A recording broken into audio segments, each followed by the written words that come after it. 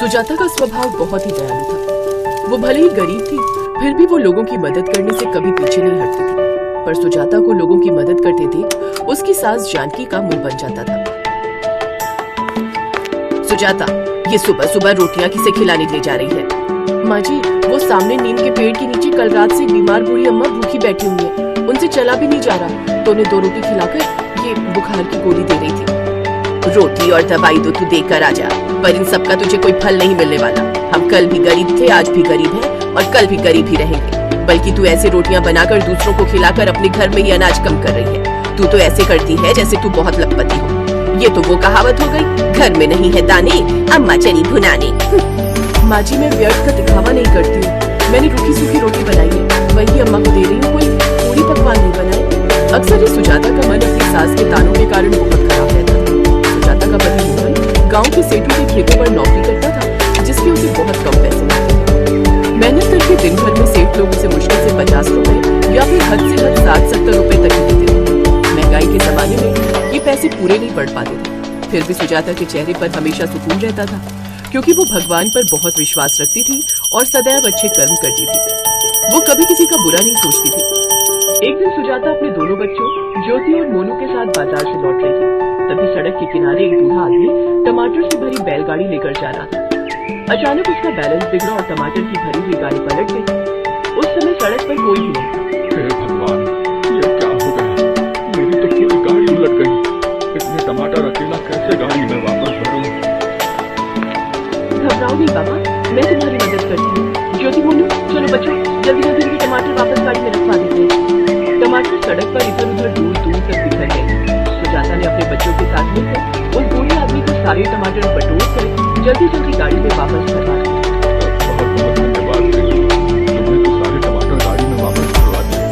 मैं तो अकेला इतना सब कर ना पाया। मैं बहुत घबरा गया था। ये सारे टमाटर शहर की मंडी में लेकर जाने हैं। अगर एक भी टमाटर खराब हो जाए तो मुझ पर बहुत गुस्सा होगा। जीते रहो बेटी, सदा सुखी। आपने आशीर्वाद दिया, मुझे बहुत खुशी है बाबा। अच्छा, हम चलते हैं, आपके आराम से। तुम्हारे पास ये थैला है ना? ना, जरा थैला मुझे दो। सुजाता थैला बूढ़े आदमी को दे देती है। वो बूढ़ा आदमी थैले में टमाटर भरकर सुजाता को दे देता है। बेटी, ये टमाटर तुम्हारे लिए है। पर बाबा, आपके टमाटर कम हो जाएंगे। कोई बात नहीं बेटी, जितने टमाटर कम होंगे उतने पैसे मैं अपनी कमाई से कम करवा दूंगा। तुमने जो मेरे लिए किया है, उसके बदले एक पिता की तरफ से अपनी बेटी को उपहार में ये टमाटर है। ज्यादा नहीं तो मैं कर ही सकता हूँ ना बेटी। धन्यवाद बाबा। सुजाता टमाटर की भरा थैला लेकर बच्चों के साथ घर आ जाती है। अरे सुजाता, इतने सारे टमाटर ये तुम कहाँ से खरीद लाई? सुजाता इससे पहले कुछ बोलती दोनों बच्चों ने अपने पिता को सारी बात बता दी। पापा, पापा, सड़क पर एक बूढ़े बाबा के टमाटर गिर गए थे। हमने उनके टमाटर वापस गाड़ी में रखे तो उन्होंने ये बहुत सारे टमाटर माँ को दे दिए। हाँ, सड़क पर बहुत दूर दूर तक टमाटर बिखर गए थे। हमने सारे टमाटर बटोर कर उनकी गाड़ी में डाले। अच्छा, तो ये बात है। चलो अच्छा है, कुछ तो ढंग का काम करके आई, वरना दूसरों की मदद करके खाली हाथ ही लौटती है। सुजाता को पता था उसकी सास ऐसी ही बात करती है, इसलिए वो कुछ नहीं बोलती। उसी शाम आसमान में काले बादल छा जाते हैं। ऐसा लगता है मानो बारिश होने वाली है। थोड़ा तेल और बेसन रखा है क्या? बारिश का मौसम है। मैं सोच रहा था आज रोटी रहने देते हैं, थोड़े पकौड़े ही बना लो। बेसन तो रखा है, थोड़ा तेल भी है, पर पकौड़े बनाऊं किसके? आलू प्याज तो घर में खत्म हो रहे हैं। या तो रहने ही देते हैं पकौड़े। कोई बात नहीं, जो रखा है वही बना ले। मोहन ने बहुत दिल से पकौड़े बोले थे। सुजाता सोचने लगी कि आखिर वो पकौड़े किसके बनाए। तभी उसकी नजर टमाटर से भरे थैले पर जाती है और उसके दिमाग में एक आइडिया आता है। सुजाता थैले में से कुछ टमाटर निकालती है, उन्हें गोल गोल काट कर मसालेदार बेसन के घोल में लपेट कर गरम गरम टमाटर के पकौड़े बनाने लगती है। सुजाता, तुम तो कह रही थी आलू प्याज खत्म हो गए हैं, फिर ये पकौड़े? ये टमाटर के पकौड़े हैं, खाकर बताओ कैसे बने हैं। अरे, टमाटर के पकौड़े? अरे वाह, ये तो तुमने कमाल कर दिया।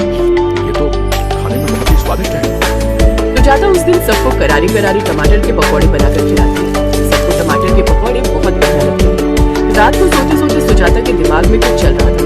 अगले दिन जब वो सोकर उठी तो मोहन से बोली, सुनो,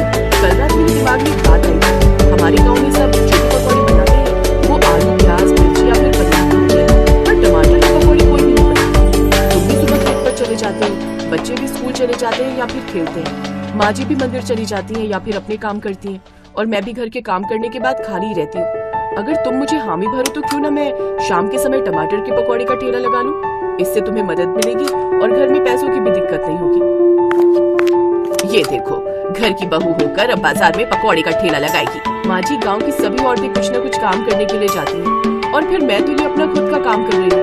शहर में आदमियों के साथ साथ औरतें भी काम करती हैं, तो गाँव में क्यों नहीं। ठीक है सुजाता, जैसी तुम है मुझे तुम पर पूरा भरोसा है कि तुम कुछ अच्छा ही करोगे। सुजाता की सास का मुंह बन जाता है पर उसका पति उसका साथ देता है और अपनी मेहनत और मोहन के सपोर्ट से वो गांव में टमाटर के पकौड़ों का ठेला लगाने लगती है। शुरू में गांव में सबने बहुत बातें बनाई, पर जब टमाटर के पकौड़े खाकर देखी तो सबकी बोलती बंद हो गई। ये तो मोहन की बीवी है ना, इसने टमाटर के पकौड़ों का ठेला लगाया। हाँ, लगता है नया काम शुरू किया है। सबको काम करने की बढ़िया है। देख तो सही पकौड़े कैसे बना रही है। देखे तो सही के पकौड़े बना कैसे रही है। आओ जरा। अरे सुजाता भाभी, लगता है नया काम शुरू किया है। जरा एक दो पकौड़े खिलाकर दिखाना। सुजाता जानती थी ये गांव के कुछ लोग हैं जो बातें बनाते हैं। सुजाता ने भी समझदारी से कहा, भैया पकौड़े की प्लेट दे सकती, मैं ऐसे चखने को नहीं दे सकती, आपने खाने हैं तो पैसे दे। सुजाता जानती थी ये गांव के वही लोग हैं जो मुफ्त का खाने वाले हैं और उसको बिना पैसे दिए ही खाकर चलते बनेंगे। पर सुजाता ने उन्हें ढील नहीं दी और पैसों के बदले ही पकौड़े दिए।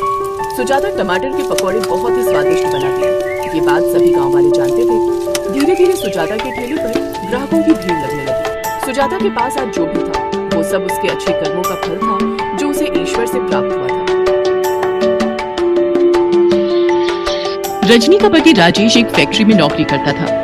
घर में उनके अलावा उसकी सास और छोटी ननद थे। रजनी, मेरा रोटी का डिब्बा दे दो, मुझे आज फैक्ट्री जल्दी पहुंचना है। आज मालिक ने बड़ी नई मशीनें मंगवाई हैं, तो सबको जल्दी आने के लिए कहा है। राजेश बेटा, सुमन के लिए पंडित जी एक रिश्ता बता गए थे, मैं सोच रही हूँ बात कर लेते हैं। ठीक है माँ, इस सोमवार मेरी छुट्टी है, लड़के वालों को घर बुला लेंगे।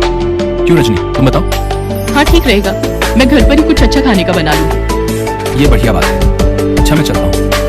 राजेश और रजनी दोनों में आपसी समझ बहुत थी। इसी कारण वो दोनों अपने परिवार को भले ही कम रुपयों में पर अच्छे से चला रहे थे। सुमन को लड़के वाले देखने आ जाते हैं, उन्हें सुमन पसंद आ जाती है और 6 महीने बाद की तारीख सुमन की शादी की पक्की हो जाती है। रजनी, सुमन की शादी के लिए पैसे भी जोड़ने पड़ेंगे। हमारे पास 6 महीने का समय है। चिंता मत करो, सब हो जाएगा। मेरी शादी की सोने की चेन और चूड़ियां मैं सुमन को दे दूंगी, जेवर का काम हो जाएगा। बाकी तो अभी समय है, हम शादी के लिए जोड़ लेंगे। सुमन, तेरी रजनी भाभी सचमुच कितनी अच्छी है। हाँ माँ, मैं भी यही देख रही हूँ, वो हम सब के बारे में कितना सोचती हैं। सब कुछ ठीक चल रहा था, पर कहते हैं ना, खुशियाँ और परेशानियाँ दोनों बिना दस्तक दिए आती हैं। एक दिन फैक्ट्री में मशीन पर कपड़ा काटते हुए राजेश का हाथ उसमें आ जाता है। राजेश बुरी तरह जख्मी हो जाता है। देखो रजनी, मैंने राजेश के हाथ के लिए अपनी तरफ से जो भी पैसे देने थे वो दे दिए हैं। बाकी इसका इलाज तुम खुद करवाओ। गलती ये मजदूर खुद करते हैं और भरना हम मालिकों को पड़ता है। पर मालिक, डॉक्टर अभी 2 लाख रुपए और मांग रहे हैं। अरे कितना दूं? 1 लाख रुपए तो मैंने लगा दिए। अब मेरे बस की बात नहीं है, अपने आप करो जैसे मर्जी। फैक्ट्री का मालिक बहुत ही बेईमान निकला। उसने सारी गलती राजेश पर डाल दी। रजनी के पास अपने जेवर बेचने के अलावा कोई चारा नहीं था। उसने अपनी पाई राजेश के इलाज में लगा दी। 1 महीने बाद राजेश को हॉस्पिटल से छुट्टी मिली और वो घर आया, पर अभी भी राजेश का हाथ ठीक नहीं था और घर में कोई कमाने वाला भी नहीं था, इसलिए पैसों की परेशानी शुरू हो गई। उधर सुमन की शादी के दिन भी नजदीक आ रहे थे। सब कैसे होगा कुछ समझ नहीं आ रहा। सुमन की शादी को 4 महीने बाकी रह गए हैं। माँ जी, आप चिंता मत करो, जब तक मैं इस घर में हूँ इस घर पर कोई आंच नहीं आएगी। मैं काम करूंगी माँ जी। पर रजनी, तुम क्या काम करोगी? कोई ना कोई काम मैं ढूंढ लूंगी। कोशिश करने से सब काम हो जाते हैं। रजनी रोजाना ही काम की तलाश में घर से निकलती थी। एक दिन चलते चलते उसे प्यास लगी। उसने एक टमाटर सूप की दुकान देखी। रजनी ने वहां से पानी पिया। कुछ देर वो टमाटर सूप बनाने वाले को सूप बनाते हुए देखती रही। दुकानदार गर्म गर्म टमाटर सूप कटोरे में डालता, उसमें ब्रेड के टुकड़े डालता और क्रीम मिलाकर ग्राहकों को बेच रहा था। रजनी को यह काम बहुत ही आसान लगा। ग्राहकों की भीड़ भी सूप की दुकान पर लगी हुई थी। अगर मैं भी टमाटर सूप का ठेला अपने मोहल्ले के पास लगा लूं तो ये सूप बनाना तो बहुत ही आसान है। राजेश अभी कुछ समय और काम पर नहीं जा पाएंगे, मुझे कुछ तो करना ही होगा। आगे सुमन की शादी भी करनी है। सब बातें सोचती हुई रजनी घर आती है और राजेश से इस बारे में बात करती है। राजेश मान जाता है। रजनी के पास उसका मंगलसूत्र रखा था। पहले तो उसे देखकर रजनी की आंखों में आंसू आ जाते हैं, पर वो मजबूर थी, उसके पास पैसे नहीं थे, इसलिए वो एक सुनार को अपना मंगलसूत्र बेचकर 5000 रुपए ले आती है। उन रुपयों से रजनी सूप बनाने के सारे बर्तन और सब्जियां खरीद लेती है। राजेश एक व्यक्ति को जानता था जो ठेले किराए पर देता था। अब रजनी को बस सूप बनाना शुरू करना था। रजनी सारी तैयारी के साथ भगवान को याद करके अपना टमाटर सूप का ठेला मोहल्ले में लगा लेती है। धीरे धीरे ग्राहक रजनी के ठेले पर टमाटर सूप पीने आने लगे। शुरू शुरू में उसकी कमाई थोड़ी होती थी, पर जैसे जैसे रजनी ने टमाटर सूप और स्वादिष्ट बनाना शुरू किया तो ग्राहक बढ़ने लगे। रजनी बहू, अगले महीने सुमन की शादी है। मैं सोच रही थी कि कुछ खरीदारी शुरू कर देते। माँ जी, आप चिंता मत करो, मैंने 5 लाख रुपए की एक कमेटी डाल दी थी। इस महीने में वो कमेटी उठा लूंगी, फिर हम आराम से सुमन के लिए जेवर और कपड़े खरीद सकते हैं। बाकी रोजाना की कमाई से भी कुछ न कुछ बचत हो ही जाएगी। रजनी, तुम जैसी बहू पाकर हम सचमुच बहुत धन्य हो गए। तुमने इतनी परेशानियों के बावजूद भी हिम्मत नहीं हारी, बल्कि टमाटर सूप का काम शुरू किया। माँ जी, ये तो आपका और भगवान का आशीर्वाद है जो मेरा काम इतना चल पड़ा। अब आप चिंता मत करो, हम बहुत धूमधाम से सुमन की शादी करेंगे। रजनी ने टमाटर सूप घरों में ऑनलाइन डिलीवर करना शुरू कर दिया। धीरे धीरे रजनी की मेहनत से उसका टमाटर सूप का ठेला चल पड़ा। राजेश की तबीयत में सुधार था, वो भी रजनी की मदद करता था और फिर दोनों ने मिलकर अपना सूप का काम और बढ़ा लिया और पैसे जोड़कर सुमन की शादी भी धूमधाम से कर दी।